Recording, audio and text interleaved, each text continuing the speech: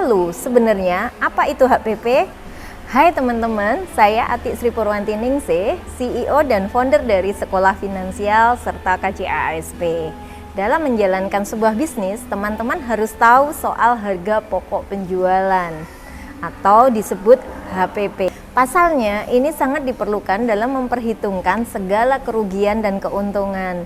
Oleh sebab itu, menentukan harga pokok penjualan menjadi salah satu kunci untuk membuat bisnis teman-teman tertata dengan sempurna. Lalu, sebenarnya apa itu HPP? Apa tujuan menentukan HPP dan bagaimana cara perhitungannya? Untuk lebih jelas soal harga pokok penjualan, yuk simak video ini. Harga pokok penjualan atau yang biasa disingkat dengan HPP adalah gambaran atau kisaran biaya yang dikeluarkan karena proses produksi yang dilakukan. Di perhitungan akuntansi, HPP biasa dikenal dengan Cost of Goods Sold. Beberapa contoh unsur yang ada dalam HPP adalah biaya tenaga kerja, biaya bahan baku, dan beberapa hal lainnya yang berkaitan dengan proses produksi secara langsung maupun tidak langsung. Meskipun terlihat sederhana, namun menentukan HPP harus dengan penuh kehati-hatian agar sesuai dengan target pasar teman-teman dan harga yang teman-teman tentukan bisa diterima oleh masyarakat atau calon pembeli. Teman-teman UMKM harus menentukan perhitungan HPP ini demi menghindari kerugian dan mendapatkan keuntungan yang diinginkan. Biaya HPP tersebut menjadi patokan dan juga penentu dari laba bisnis teman-teman. Setelah melakukan proses produksi, tentunya teman-teman sebagai pelaku bisnis perlu memperhitungkan beberapa pengeluaran. Bentuk biaya pengeluaran tersebut bisa berbagai macam seperti dana yang perlu disiapkan untuk karyawan yang mengerjakan proses dan bisa berbentuk biaya operasional perusahaan.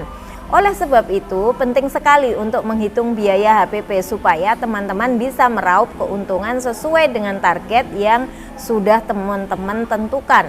Sebelum teman-teman menghitung HPP, teman-teman perlu mengetahui beberapa komponen yang ada di HPP.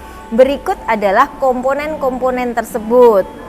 Yang pertama, pembelian bersih. Pembelian bersih merupakan total dari hasil pembelian barang yang dilakukan perusahaan. Pembelian bersih ini bisa dalam bentuk tunai ataupun kredit. Jumlah dari pembelian ini kemudian ditambah dengan biaya transportasi dan dikurangi diskon dari pembelian serta retur pembelian. Pembelian bersih sama dengan total pembayaran tambah biaya angkut dikurangi retur ditambah diskon pembelian. Ini rumusnya. Nomor 2, persediaan awal. Komponen ini adalah komponen utama dalam menghitung biaya HPP. Dalam sebuah bisnis, ketersediaan barang adalah hal yang krusial sehingga harus benar-benar diperhatikan untuk menghindari kekurangan barang. Ketersediaan awal ini biasanya ada di awal periode seperti awal bulan atau awal tahun.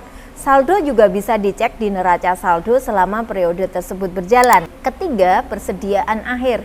Jika persediaan awal ada di awal periode, kebalikan dari persediaan akhir. Persediaan akhir merupakan ketersediaan barang di akhir periode seperti akhir bulan atau akhir tahun.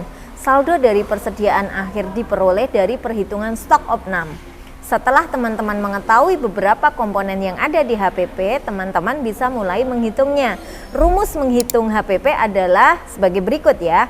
HPP sama dengan pembelian bersih ditambah persediaan awal dikurangi persediaan akhir. Teman-teman, pada contoh ini kita menggunakan toko kelontong yang hanya membeli barang lalu menjualnya.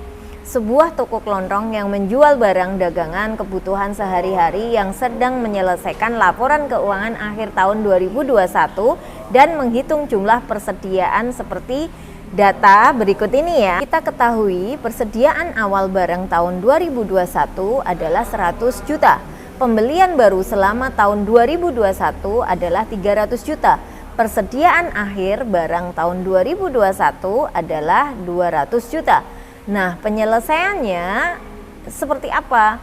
HPP sama dengan pembelian bersih ditambah persediaan awal barang dikurangi persediaan akhir barang. HPP sama dengan 300 juta ditambah 100 juta dikurangi 200 juta.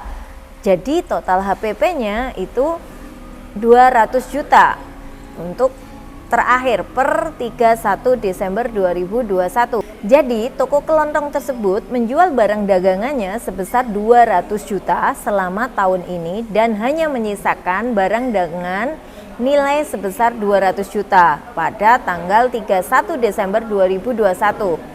Informasi ini tidak hanya membantu toko kelontong tersebut untuk merencanakan pembelian untuk tahun depan, namun juga akan membantu mengevaluasi biayanya. Harga pokok penjualan ini juga dapat memberikan informasi tentang margin penjualan untuk setiap produk apabila dibuat penggolongan untuk setiap kategori produk.